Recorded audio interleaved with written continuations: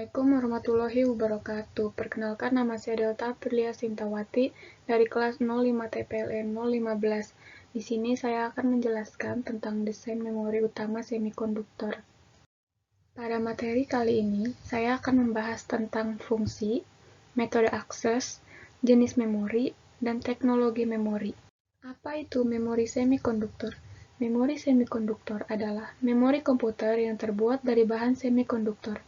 Perangkat penyimpanan data elektronik ini biasanya diimplementasikan ke sebuah semikonduktor berbasis sirkuit terpadu, atau biasa disebut IC. Berdasarkan kemampuannya dalam menahan data saat tidak ada tegangan, memori semikonduktor dibedakan menjadi non-volatile dan volatile.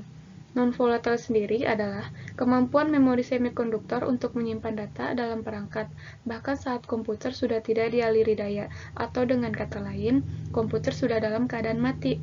Sedangkan volatile adalah ketidakmampuan memori menahan data, atau dengan kata lain, data akan hilang ketika komputer dimatikan. Fungsi memori dibagi menjadi dua macam. Yang pertama, memori baca tulis atau RAM, Random Access Memory. Tujuan utamanya adalah kecepatan pengolahan proses. Data-data yang dieksekusi adalah data sementara yang harus diolah oleh CPU, bukan untuk menyimpan data secara permanen. Yang kedua, memori hanya dibaca atau ROM, Read Only Memory, adalah memori semikonduktor yang diciptakan dengan isi yang tidak dapat dirubah. Perubahan program tidak mungkin lagi dilakukan di dalam memori jenis ini. Metode akses, RAM, Random Access Memory, adalah sebuah tipe penyimpanan komputer yang isinya dapat diakses dalam waktu yang tetap, tidak memperdulikan letak data tersebut dalam memori. RAM biasa digunakan untuk penyimpanan primer atau memori utama dalam komputer untuk digunakan dan mengubah informasi secara aktif.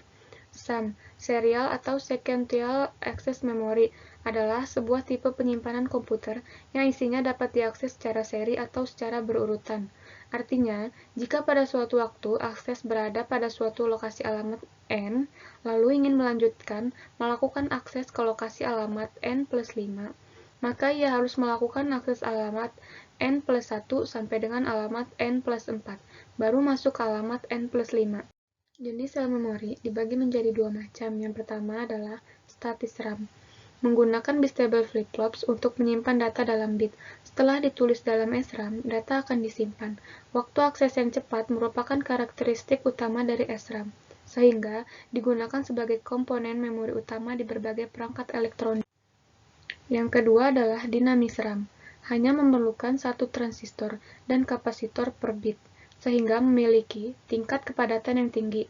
Karena kapasitornya selalu bocor, informasi yang tersimpan akhirnya hilang, kecuali kapasitor itu disegarkan secara berkala. Teknologi memori. Yang pertama adalah bipolar memory, adalah memori komputer yang memakai IC bipolar sebagai bagian dari memorinya. Dengan menggunakan bipolar memori itu, berarti komputer menggunakan dua buah multi-emitter transistor.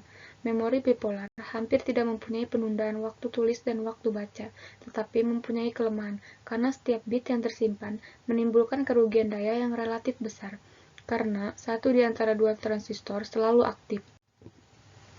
Yang kedua adalah MOS, Metal Oxide Semiconductor, adalah transistor yang banyak digunakan karena kerapatan atau kepadatan yang tinggi, yang memungkinkan penempatan dari fungsi yang jauh lebih banyak dalam satu serpihan dengan ukuran tertentu dibandingkan dengan menggunakan rangkaian bipolar. Sekian dari saya ucapkan wassalamualaikum warahmatullahi wabarakatuh.